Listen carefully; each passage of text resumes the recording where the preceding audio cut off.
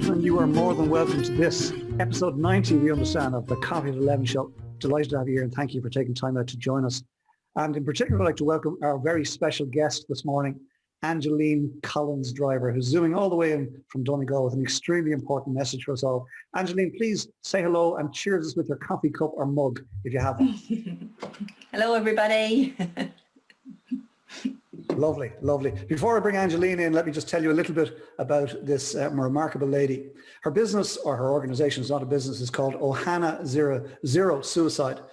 She says, we are a team of ordinary individuals from all walks of life, of all ages, that are passionate about making a difference in the numbers of people who take their own life by providing training that empowers people to show they care, asking the appropriate questions in the appropriate language, and then making the call for the help required. We believe that taking action and being proactive is required to change behaviours, and by changing behaviours, we can change culture. She says we have a core team of 16 formed in January 2020. And she says she's worked in the HSE since 1990 as a social care worker with adults with intellectual disabilities, founder of Ohana.ie Suicide. And Ohana means family in Hawaiian. I love this. She says, I loved the tagline. I'm a Disney fan too, by the way, Angeline. She says, I loved the tagline from the Disney film Lilo and Stitch, family where no one is left behind. Isn't that just lovely? Family where no one is left behind. And she says, this really resonated with me. She says she's been a suicide prevention volunteer with Cycle Against Suicide since 2014, and the stories of heartache and devastation she's heard in the last few years has really convinced Angeline that action and responsibility has got to be taken by everyone in every community, in every county, to stop this happening to any other family, mother, father, sister, brother, friend, colleague. We all get into action when something happens. This is really interesting. So what about getting proactive so we can stop it before it happens and avoid the tsunami of grief? And I just think that's such a lovely question. That's one we're going to explore today. She says this training that we are rolling out, which by the way was launched nationally yesterday, provides the tools to know what to say and what to do if you feel someone is in distress. It's free and it takes approximately 20 minutes and it could help to save a life. Proud to say that I took the training very recently because of the intervention of Noelle McAlinden. Noelle, you're very welcome. Lovely to have you here today. But it's a very special privilege to have the lady who kicked it all off, Angeline Driver, with us today. She asks, she says, I asked the question, what is something people don't know about you? And this is where it gets a bit serious. She says, I was sexually abused as a child. I attempted suicide at 14 years. I had my 60th birthday in March, looking well on it. I have an Irish record for powerlifting, deadlift. I love life, and I want people to persevere and to promote and live life passionately. Angeline Driver, that is some introduction. That is some introduction. And Bula Bus from, I saw it there around the cafe, silent Bula Bus. Angeline, real pleasure having you here, and thanks for taking the time. I know you've had a very busy 24 hours. And so thank you for taking time out to be with us here this morning.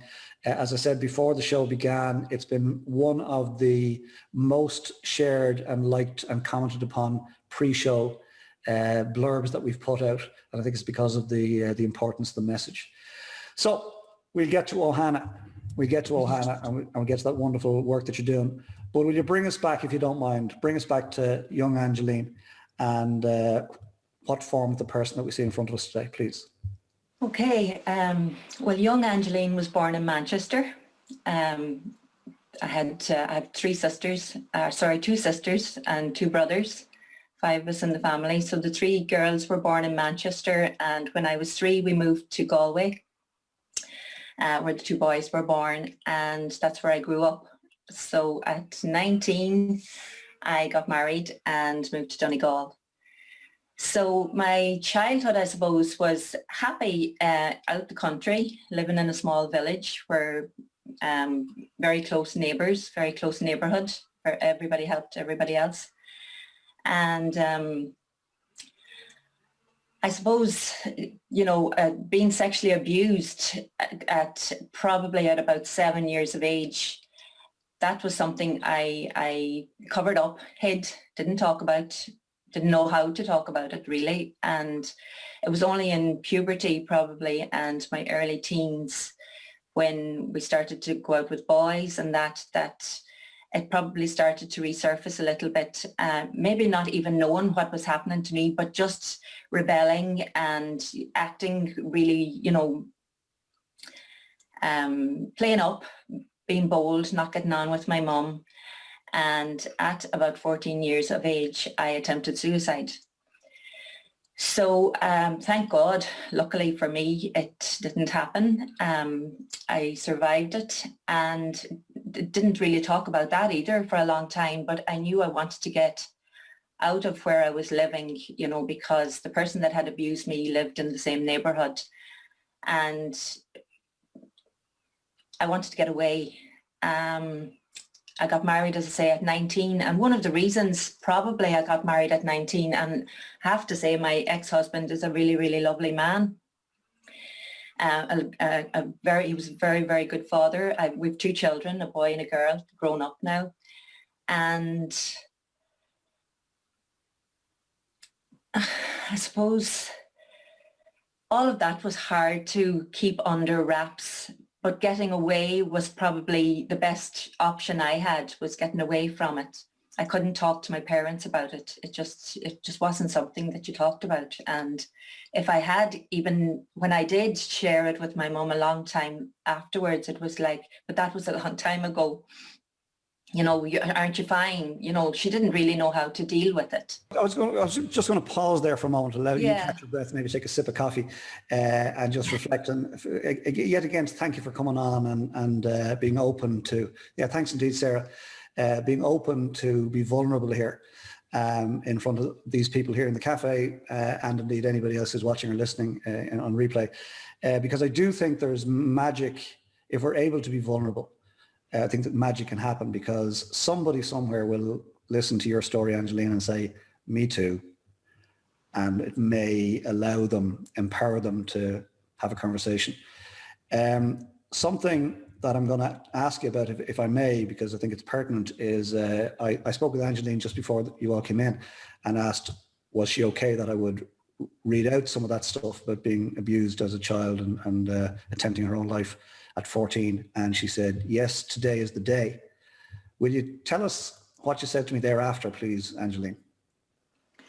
Well, just before that, before I came on today, I created, what I was going to be moving forward, and what it is just, having openness, compassion, and love.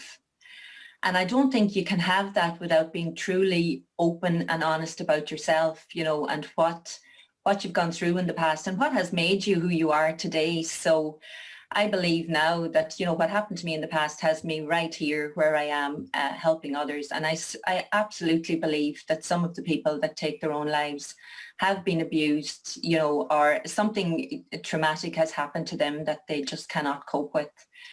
And just to say to anybody that is feeling like that there absolutely is hope, and there is somebody, and I mean the Samaritans number is 116123, and they're always there, to talk to if that's what you feel like. But suicide is absolutely not the answer. And I often think if I had taken my own life at 14, how my parents and how my 2 sisters and my 2 brothers would have lived, from that date moving forward, with that void of me not being there in their lives. And I've seen that, with Cycle Against Suicide, with so many people. There's a pain and a hurt in people's eyes, from losing somebody to suicide. That is, it's just incomprehensible how it must feel, so. Yeah, I fully accepted. I think in terms of today being the day, you found yourself, you launched Ohana yesterday in Dublin. Well done on that. And I know there's a lot of media attention over this last 24 hours and will continue. Yes, indeed, Seamus. And but you found yourself not having to, but you chose to have a conversation with your son in the States. Would you touch on that? Yeah. My son is 38. He's married in the States. He's got 2 little girls. I've got 2 granddaughters and 1 grandson in Perth in Australia. And I'd never spoken to my son about this. And I'd wanted to, but I didn't know how I was going to. I have a great relationship with my son. We could talk for hours on the phone about everything, but we never actually touched on this. So I knew today was the day, and I wanted to share it with him before he heard it on a podcast, because I knew he was going to be interested in hearing what we were going to talk about. So last night, very late, I called him because there's a 5-hour difference, and I told him what had happened to me. And I really reassured him, of course, that this happened a long time ago, and I am now able to leave it there. I can talk about it, I can discuss it, but I don't carry it as in a painful way anymore. It doesn't have any hold on me, and it doesn't have any power over me. Which is absolutely great. And anytime I call my son, like he's an Irish man now living in New York or in Pennsylvania now. And whenever we'd hang up or just before we'd hang up, I would always say, love you, Stevie. And he'd say, bye-bye, Mum, good luck. And I'd always think, he never says he loves me, but I know he does. But last night, whenever we finished up, he said, love you, Mum. And that just meant the world to me, because I knew he meant it, and I knew he was supporting me in the way that he could, even though it was thousands of miles apart, between us. But it was like a hug. It was like one of the virtual hugs that you get nowadays, So my daughter, I had spoken to my daughter a long time ago about this, and she'd often said to me, you tell Stevie. And I said, yeah, I will tell Stevie when the time is right. So The time is now, Colin. The time is no now. Other time. The time is now, Angeline. The time is now. And thank you for sharing that. And yours wasn't the only voice that cracked. I kept mine off camera. And there have been a few tears shed in the last moment or two. Sheer love. By the way, my son's name is Stevie. 28. He's 28 next week. Listen, wonderful stuff. Very heartwarming. Your other children then, somebody in Perth, my sister's in Perth, so who's in Perth? Wow. Yeah, my daughter's in Perth, Natasha. Okay. Yeah, she's a teacher there, a primary school teacher. She lives there with her husband, James. And then I have 4 stepchildren. Jerry has 4 children. He has 3 daughters and a son. Shifra lives in Norwich, and the rest of them live around Donegal, here around close by where we live. Grown up again, all fabulous. That's great. Good stuff. With plenty, yeah. That's lovely. But it's very real, and the way you described it, the way you described, had you been successful, which is a shocking term, at age 14, we wouldn't be having this conversation. But no. The void that you described there, that's palpable. We can see it and feel it. Haven't experienced it directly, thankfully, thank the Lord. But we're fully aware of it. And I want to thank Noelle McAlinden. She was the brave soul who came onto the Coffee at 11 show and got very real about this stuff. Noelle, regrettably having lost two sisters to suicide. And Noelle, thanks for opening up the conversation. And I suppose allowing us get to this point where we're perhaps taking some positive steps together. We'll put the link into the chat box for everybody, Ohana.ie. And I would encourage everybody, it's a personal journey obviously, but when the time is right, today is the day for Angeline, but when the day is right for you, take the training, 20 minutes, 30 minutes of your time. And it'll just give you a little bit, I've done it, it'll give you a little bit of comfort knowing you probably will see the signs and you probably know what to do about it. That's the best way layman can explain it. I hope that's okay, Angeline. Yeah. If I may, as it happens, I just came off a board meeting. I'm on the board of CARI, Children's Risk in Ireland, which regrettably exists to work with children and families, children who have been affected by child sexual abuse. Regrettably, it has to exist. And so I find it ironic that I've come off that board meeting this morning directly into this conversation. And that is a part of your journey. It's a shocking indictment on society, but it's real. And education, I think, is one of the solutions into the future, because we can't turn the clock back, but we can positively affect the future. Angeline, what would you like to achieve with Ohana? Well, Ohana was started really because of 9 words that I had heard in a talk on Cycle Against Suicide about 4 or 5 years ago. And the 9 words were show you care, ask the question, and make the call. And it was put so simply, in the talk that it just really stuck with me. And I recently, you know, because of COVID and because, you know, the assist programs and the Safe Talk programs that were being delivered, you know, face to face in different communities were all put on hold. And, you know, in this time of such isolation, you know, financial problems, job losses, there was nothing there that, you know, could support people. So we started doing a bit of research and discovered that this course was available in the UK and totally endorsed by the NHS. So we looked to see if we could bring it to Ireland and adapt it slightly, you know, to take out, you know, the UK statistics and put in something that was relevant to Ireland and the Irish resources. So we approached ZSA, which was Angela Samata and Steve Mullen, and they were absolutely fabulous. They just said, no problem at all. We'd give you whatever you need. Just make sure, because both of them, and I need to stress, Colm, that I'm not an expert, you know, by any manner or means.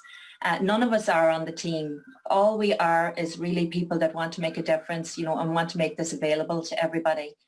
And neither were Angela and Steve at the time. They were also experts by experience only. But they had delivered this training, which was, as you said, 30 minutes. And it gave people the tools to show that you cared. First of all, to actually listen to somebody when they, you know, their behavior slightly changed or something was off, you know, to actually say, are you okay? Maybe taking a few days off that's not normal, or saying something that's not, you know, regular for them. And then, you know, just asking the question, you know, are you, you know, if it's relevant, are you suicidal? Have you felt suicidal? You know, actually saying that word, because sometimes we pussyfoot around things by saying you're not thinking of doing something silly. And by saying that, you're actually, you know, maybe the person is thinking, you'll think I'm silly. You know, I can't talk about this because, you know, obviously you think it's going to be silly. So by using the correct language and being able to say things clearly and communicate clearly would make the difference in that person opening up. And then knowing what to do if they say that, yes, this is how I feel. You know, being able to respond appropriately, whether it's to stay with them until the services arrive or get them the counselling that they need, you know, because some people might say, no, I'm not thinking of doing that, but I actually don't, I'm not happy. I need to talk to somebody. And that might be all they need, you know, so not everybody is going to take their own lives, you know, so don't get us wrong. And we're not the suicide police. We're not watching everybody, you know, thing, but we're just showing a bit of compassion, empathy, and just, you know, if everybody looked after, you know, a small group in their own community, this is what would happen. You know, we'd all be, you know, have that capability to just be there and not always leave it to the professionals, you know, and give them the responsibility. Let's take some responsibility ourselves, because when it happens, communities do respond and they all help and they all come together. But that was what I was saying, you know, in the introduction that you gave, you know, let's be proactive instead of reactive and, you know, look out for people. Yeah, I think that's what I'm getting from you and from Ohana. As you say, you're not experts. You're just people who Absolutely make a not. difference.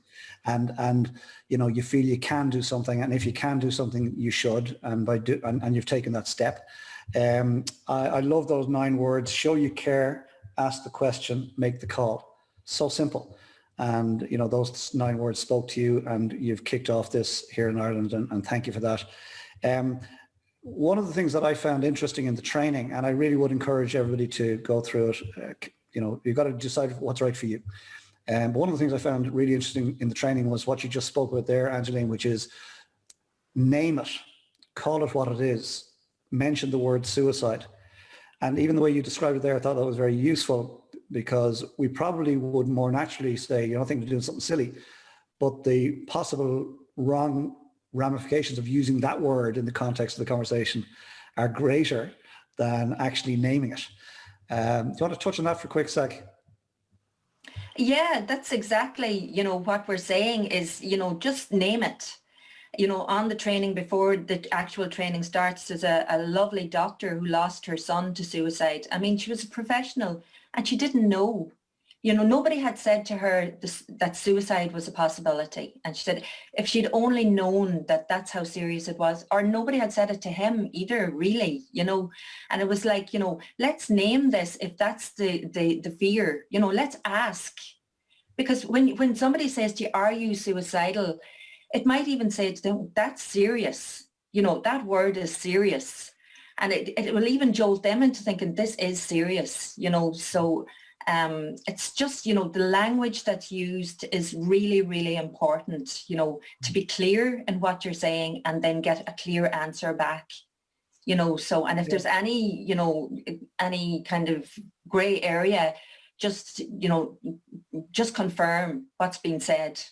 Yeah, I think in one of the videos on the program, it sort of addresses that, and I think it probably, I'm paraphrasing badly here, but it allayed my fear that by naming it, you're not putting the person at any more risk than they already are, if they're at risk. I think that's the layman's fear. If I plant an idea here in somebody's head, like, and this goes terribly wrong, maybe that's selfish or human nature, but so it's a very delicate matter. Very serious matter, but it's very delicate. And I think I have to applaud you. I think by putting these very simple tools, I'm not a psychotherapist because I've taken a 20-minute program, don't claim to be, right?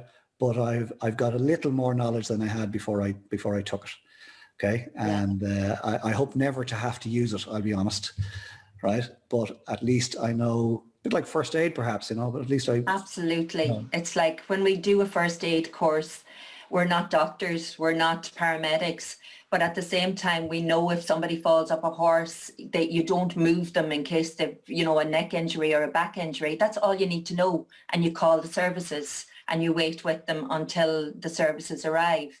And when you know that much, you could save their life, or you could save them from being in a wheelchair for life. And it's the same with somebody bleeding, profusely. If you know what to do in that case, well, that's enough to save their life. You don't have to be a doctor. And it's the same, it's like a first aid for mental health, that you know the basics of that. Don't leave them on their own, call for help. That's, and knowing what to say in an empathetic way, that supports them. First aid for mental health, there's a phrase, first aid for mental health. Beautiful, yeah.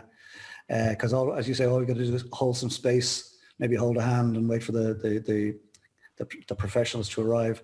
I was intrigued earlier, and thank you for sharing the story about Stevie and your relationship there, and the fact that he, has gone through all of his life, has children of his own, without ever knowing what happened in your situation until last night.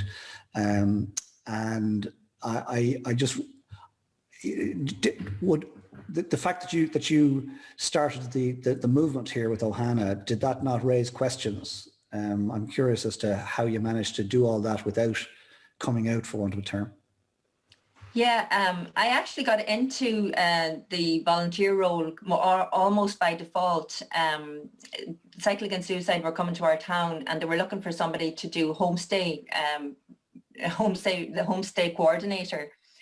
And I actually recommended somebody else, and they said that they would do it and all that. And then suddenly something happened, somebody got sick that they just weren't in a position to do it.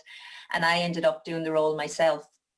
And, everything happens for a reason, as they say, so yeah, here we go, 6 years later, here I am. And I've met the most amazing people on that journey that, from all over the country, from all over the world, professional and just ordinary people like myself. And I've heard some, stories that just, you wonder how they ever even laugh again. They've been through so much, but the human being is a powerful, we're just powerful the way we can, be so resilient. Even in the face of adversity, and Ciara McCullough there, my darling friend that ran around Ireland there not that long ago, for something very similar for children. Actually, she did a big fundraiser to support children in need of support. And Noel and, Jim Breen, Kevin Finn, Caroline Lafferty, who's their new CEO there for the last few years, they work tirelessly. to support people, and that's, I suppose Stephen would have maybe had, last night he thought, I always thought, why were you so passionate? But he didn't, a young fella didn't ask. He was always supportive, and, he's in a big company now, and hopefully they'll take on to do the training over there as well, which would be great, because it's such a simple training, and it can support. You just never know. Suicide does not discriminate. It really does not discriminate. It can happen to anybody. And, somebody said to me recently, a professional, what does somebody, that takes their own life look like? He said, just look in the mirror. It can be you, it can be me. It just depends on what happens, because we can take so much and then something snaps. And I think really, Colm, this year, 2020, the strongest and most resilient people can see how vulnerable and how fragile life is, and your life can change in an instant. And things, are different, and you don't know how you're going to react, so I think, really look out for each other. This year in particular, Angeline, everything that we held as constant was thrown up in the air. So nothing. Thrown up in the air, and you didn't know where it was going to land, You mentioned 2014, you happened to be there and somebody pulled out and you happened to be thrown into this. You weren't, Angeline. You were led.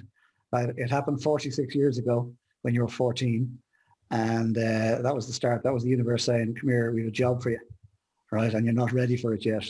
Thanks, Noel. Yeah, you're not ready for it yet. But when the time is right, and the time is right now, you'll be ready. Wasn't it Moses who spent 40 years getting ready? Yeah. So, it's funny, can I mention actually one of our team is in Manhattan, the Seamus Breen. He's actually from Donegal, and the day I rang him, he's an actuary in Manhattan, and the day I rang him to ask, I don't know why he came into my head to ask him would he come on the team. I do know why, actually. Dorian Quinn, one of my coaches, said when we were putting this team together, Angeline, don't just pick anybody for your team. Don't just say, because they're local, they would be good.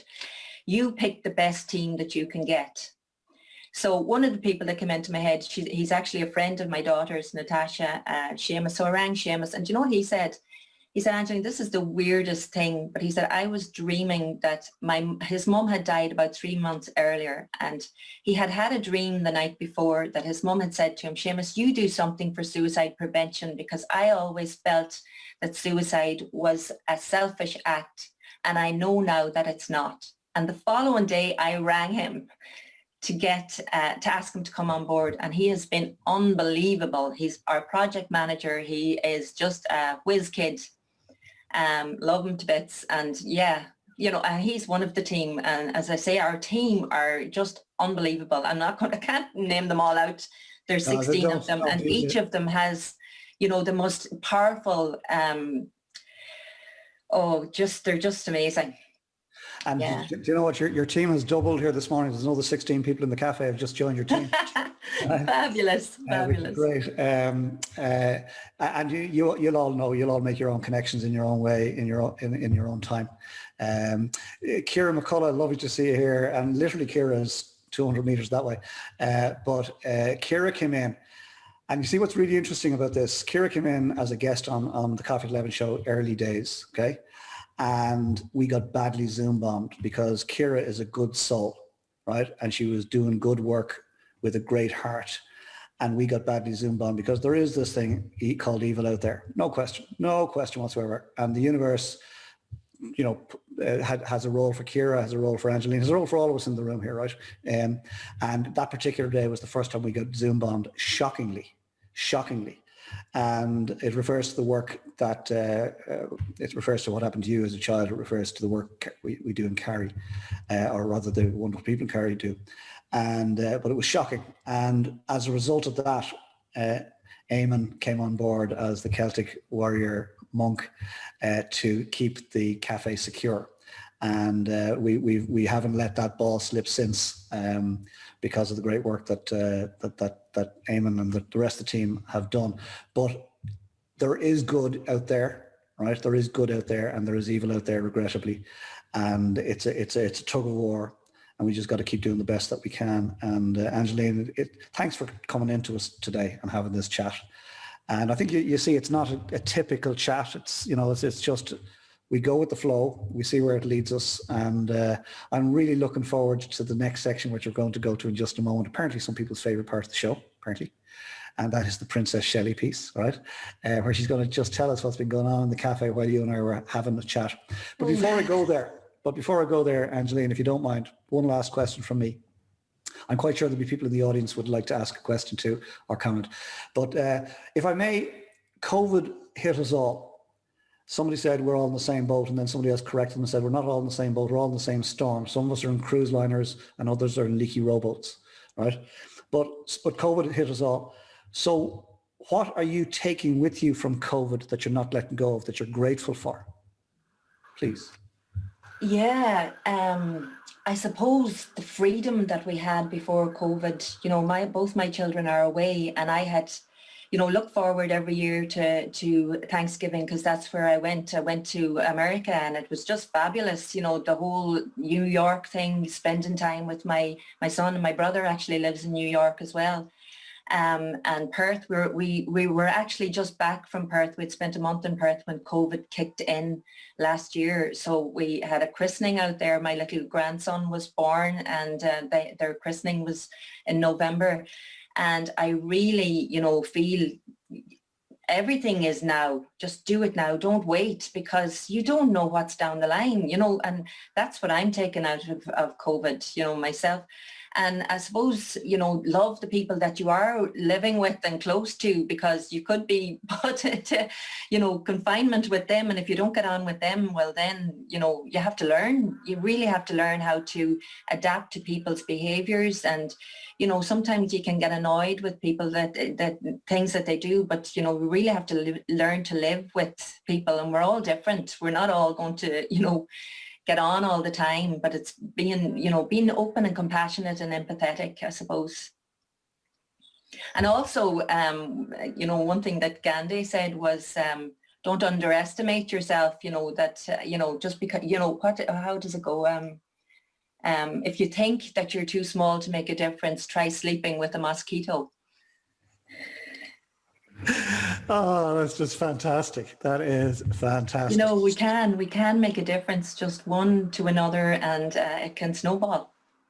Of course. Well, look, we wish you and your team and everybody who's involved with Ohana all the very best, and may the snowball gather steam, gather momentum, and gather mass. And let's see what we can do to make a difference. That's all we can do, is make a difference. Yeah. So well done. One family would make a difference. There you go. Right, listen, Angeline, pleasure. Stay where you are. You're not going anywhere. You're not off the hook yet. Michelle Barry, Princess Shelley. Hey everybody, such a beautiful vibe here in the cafe this morning. Not that we would have had any doubt. I predicted I would be starting this section with an apology that I probably won't get to everybody's comments.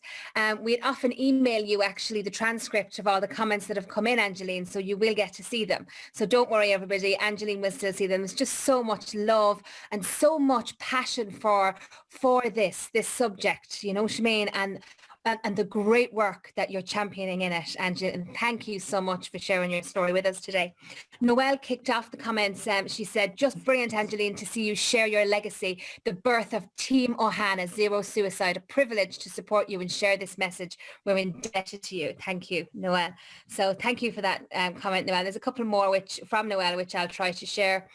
Sarah and indeed, Seamus and Sarah and James, everybody and Eamon are all looking to do this training, this Ohana training. So even from this today, even before it goes out public, it's already reaching people. There's people going to do the training today as a result of this conversation. So Sarah said she couldn't stay on, but she'll be listening to the playback, the replay, which I'm sure she will. And thank you for your lovely comments, Sarah. Eamon has popped in the links there for everybody to access that, Angeline. So can see all the nodding, and I'm sure people are copying and pasting those, taking the training for that. Seamus, who's joined us in Cork, says, thank you for your strength and your powerful message. Such an important issue to be addressed. That's very nice, Angeline, isn't it? That's coming in from Seamus. You can give her a wave there, Seamus. Coming in from us in Ballincollig in the real capital, dare I say it. I'd throw it in when I can. Beautiful place. I'm going to get ejected if I'm not careful. So then Kathy, she joins us. She couldn't stay with us again today. It's so great when it's just like a real cafe. You know, they pop in, they have their cup of coffee, they stay as long as they can, they listen in, and then they'll pop in again later. And Kathy, who joins us at some unearthly hour over in New Hampshire in America, and she said, you're so brave to share your story. I'm so sorry I can't stay, but I will watch the replay. Thank you so much for your bravery, Angeline. It will help so many. Isn't that a lovely comment, Angeline? Yeah. So Noelle again popped in. She said, we need to remove the stigma. Vulnerability is a sign of strength. It's in our brokenness and fragility that we let light in. I thought that was a lovely way with words, Noelle, not that I'd expect any less. You are precious. I love that word precious too. It's all in your name too, Angeline. Oh yes, so thank you for that. So again, because everybody was looking for the links, Eamon has, which doesn't happen it has never happened really, actually. It's taken 90 shows. He's popped in the links 2 and 3 times because there was so much activity in the cafe looking for it, which is again a really good sign. So thanks for that, Eamon. He shared something else which I'll come to in just a moment. I liked Noelle, that the poet Mary Oliver, she has a quote, what are you going to do with this one wild and precious life? And Noelle, you reminded us of that quote, with one precious life, what can you do with yours to support others, and ask that question to show that you care. Eamon, who of course is our Celtic warrior Buddhist monk who got us all nicely grounded each time for the Coffee at 11 show, he said, you and your team were amazing. He experienced suicide directly in his family when I was 3, being the first on the scene, and came very close to myself, which we've heard in Eamon's story, which you can of course see on replay at some stage. Came close to himself at age 21 and 39, and so grateful for every moment since, being able to help others. He will be doing this training today, Angeline, and he would love to help in any way that he can. Give for Angeline or Noelle, or indeed both of you, to give a shout to Eamon if there's anything whatsoever you can do. So you're recruiting soldiers all the time. Wow. For this really important role, you know. James, who is another adored regular visitor to our humble little cafe, thank you for being here, James. He said how brave you are to give voice to their pain and experiences. It's this open compassion and love. We will save unknown numbers. So thanks for that comment, James. So yeah, I don't want to keep us too long. Do you know what? I saw Eamon popped this in, which I thought, Irish professional boxer Jason Quigley. This won't be news to you now, Angeline, but I thought it was great. You know, Eamon was sharing the links, and Jason Quigley said the Ohana.ie suicide training opened my eyes on how to spot the signs that someone may be having suicide thoughts. What I found really helpful was the Ohana.ie that broke down the steps to take and the language to use by outlining some real life scenarios that everyone would be familiar with. The Ohana.ie suicide training is an invaluable resource, and I encourage everyone to complete it, and it could help save a life. So thanks for sharing that with us, Eamon. He's always great, on the hop, on the fly, making sure to enhance our Coffee at 11 show experience, and you always do such a great job. Thanks, Eamon, for that. Such lovely words from Jason Quigley. DKO, who again has been with us since the early days. Thanks for being here, D. What are we experts in? Connection, community, reaching out and saying, how are you, and waiting for an answer. Let's get back to what we're good at. It's a great start by trusting your instinct, and she loves that you responded to those 9 words. Well done. Do you want to share those 9 words again, Angeline? What were those 9 words? Show you care, ask the question, and make the call. Make the call for help. That's what you need to do. Yeah. That could be your tagline for today. I really think it's great. Like you say, nice and succinct. Kira, who again, thanks for being here, Kira. A big smile there. Another previous guest. She's honoured and privileged, Angeline, to work alongside you over the last couple of years. You're an incredible advocate for mental health, and I have the absolute honour and privilege to work alongside you for the last couple of years. You've heard her story, and that she's grateful today that she have heard yours. Thank you for your bravery and your honesty and all the work you do. She's so proud of you. you know, we never get tired of hearing that, Angeline, do we? So, you know, no matter who we are or what we're doing, someone's proud of us. Do you know what I mean? And thank you for saying that, Ciara. It's something that we all need to hear a little bit more of. And she says, thanks for being you and the start of a new journey, and she'll be with you every step of the way. That warms my heart. Thanks for that comment, Ciara. Ger says he's late to the show, but he was very glad to have made it. What an eye-opening and really relevant conversation around such a hugely important topic. Thank you for sharing your experiences. So as you can see, so much. Kathy Corbett says, beautiful conversation and thank you for your gift of honesty. And shared in those, thank you, Colm, those 9 all-important words, the tagline for today. So I'm going to take a deep breath. I was trying to get everybody's in. Oh, so thank you, everybody, for such beautiful comments. We can invite one question for the time being. If somebody would like to raise a hand. Oh, Seamus. I'm seeing the notebooks and people are taking notes as well. I love that. Seamus, would you like to unmute and ask Angeline your question this morning? Angeline, good morning and thank you for sharing. Just a question. Good morning. I was involved with the Lions Club and suicide awareness over the years in Ballincollig, and it was something people avoided, the subject. And can I ask the question, are the boys still more at risk than the girls, or is there an increase in the girls' suicide rates as well? It's something, I have 3 daughters, it's always worried me, and friends of mine have died through suicide. And is there an increase in the girls' rate of suicide as opposed to the boys? Is that a question that makes sense? Well, yeah, it makes perfect sense, and everybody's concerned about their own, you know, and it is such a, you know, now it's on everybody's mind, I suppose, because it has become more common. I'm not a professional, Seamus, by any manner of means. We have looked at the statistics, and there is apparently an increase in girls. Males definitely is still predominantly much higher. At the moment, it's the middle-aged men, you know, that are and even, you know, farmers, people that are divorced, maybe are not seeing their children, maybe their finances, you know, breaking down, all of that.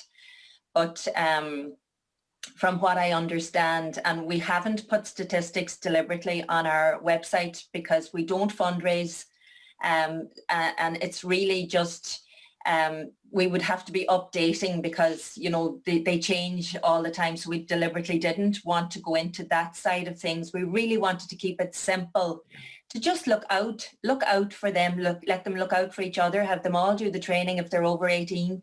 If they're slightly under 18, we suggest maybe they do it with an adult, you know, if they're in that age bracket. But it's just really being, you know, vigilant. Being vigilant. Understood. And aware, and supportive of their schools, because the schools are brilliant. They do an awful lot of mental health work now in their schools as well. Okay, indeed. Thank you so much. You're so welcome. Thank you, Seamus. Thank you for your heartfelt question. Your voice even laced with concern. It's lovely to hear, and to hear you have a chat there with Angeline. And thank you for your lovely response, Angeline. I think with so much interest in it, I'm going to offer out one more question before we hand it back to Mr. O'Brien. Is there anybody else would like one more question? Eamon, I think you might have a question. I would be honoured to ask a question if there's space for it. Angeline, thank you so much for,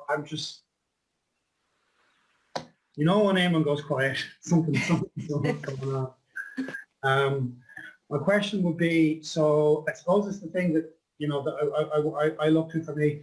Could you share maybe something of, let's say, your easiest go-to, your quickest go-to grounding tools, your coping tools, the stuff that, you know you need to just kind of drop into a healthy space. Something's happening to me right now and I can take myself to that, you know, checking myself, minding myself.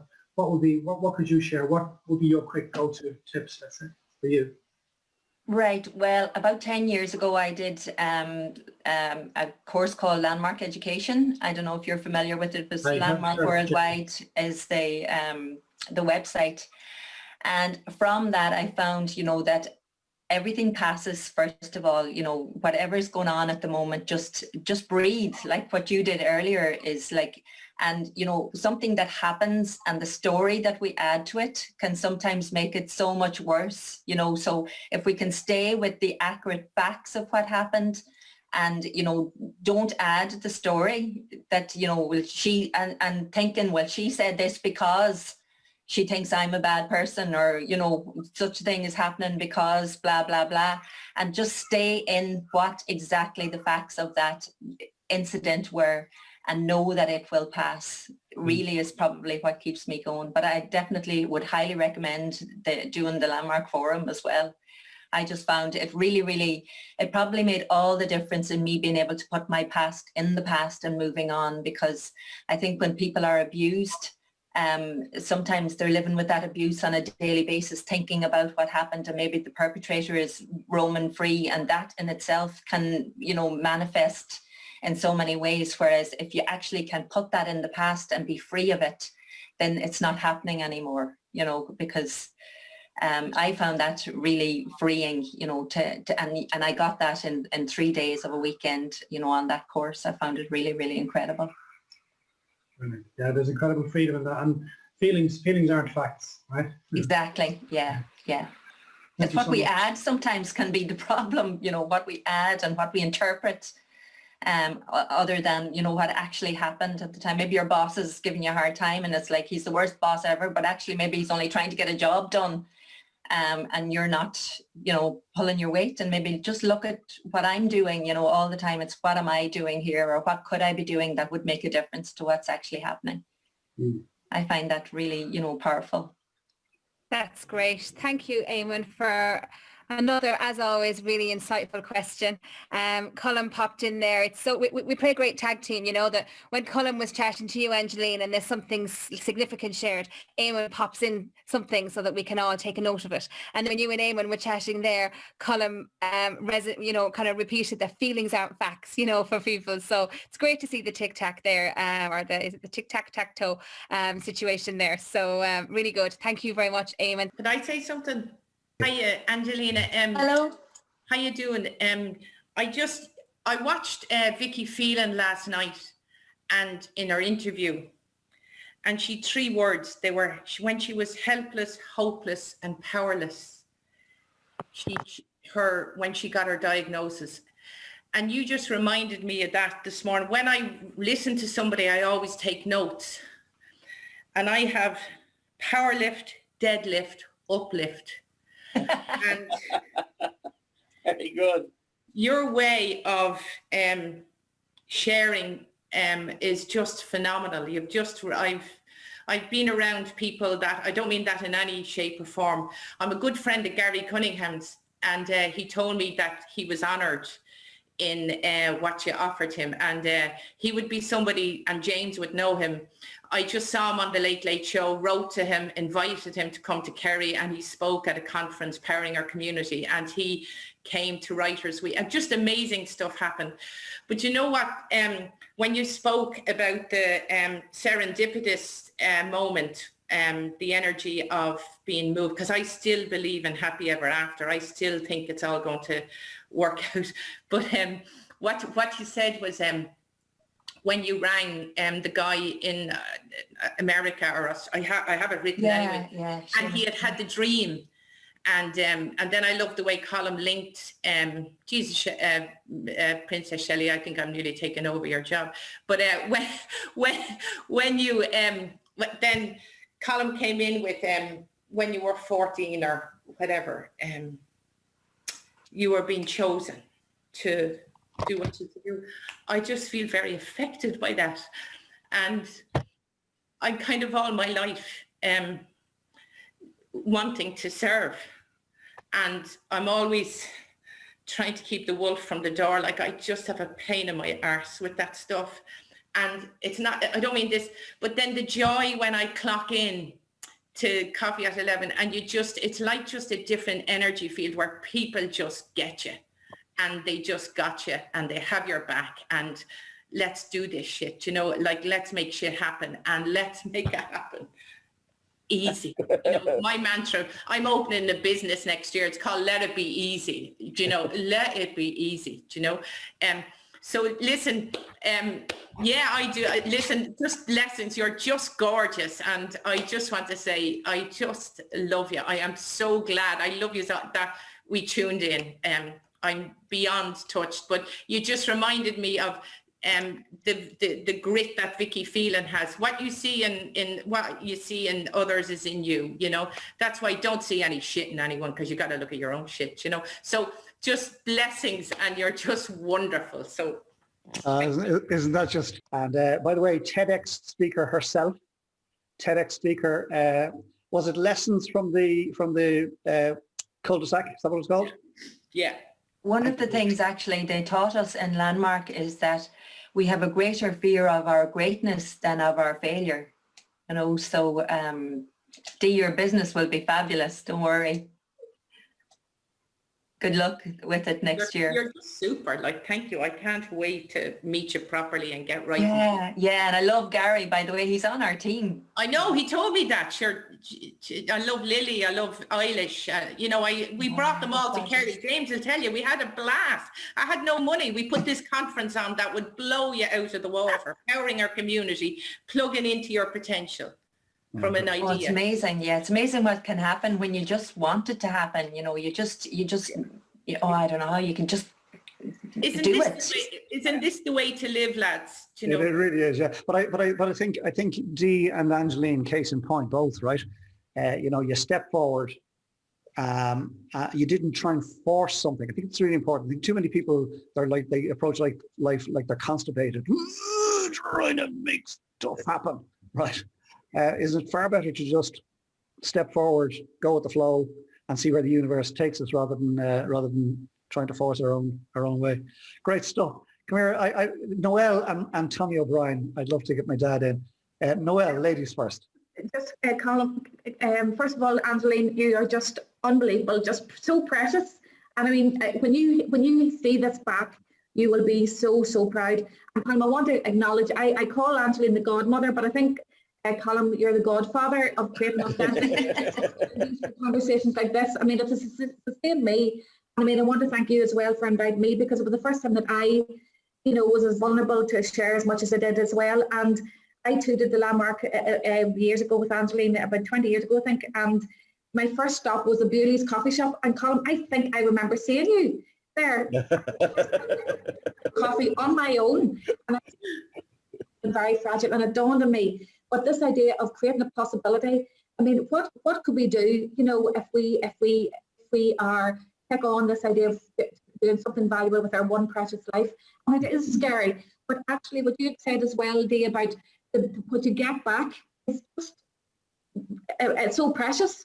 And if, as Angeline said, if we start with our families, with our community, with our friends, and just create that opportunity is just brilliant. And I think the whole idea of authentic, real conversations and creating possibilities of miracles and cures and healing wells. And I keep thinking of the Seamus Heaney poem, The Cure Troy. We use that as part of our anthem, and to win the Derry City of Culture. We thought we hadn't a chance, I hope in hell. But something, just say yes, do the course.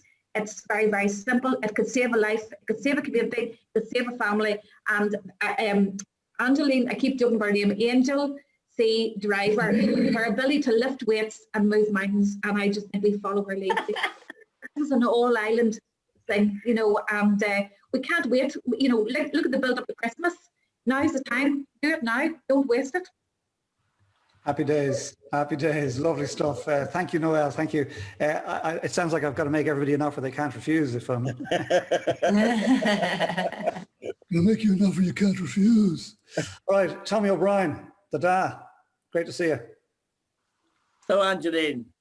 Thanks. Hello. Oh, hello. How are you? Lovely to meet you. Well, lovely to meet you. Thanks for that wonderful sharing and the life you've had. Incredible. But you came through it, and you're going to help so many people. That's the wonderful thing about the downsides of life. We can help people along the way. So I was writing a few notes, and yesterday, Joanne and I have a very dear friends, professional people. And I said to Joanne, I wonder what's going on. Is there something wrong there? And but because of that, I'm going to ring them, show your care, ask the question, make the call. So I hope to do that. And the other thing you mentioned about, you don't have to take on the world So I wrote down here, community group to help.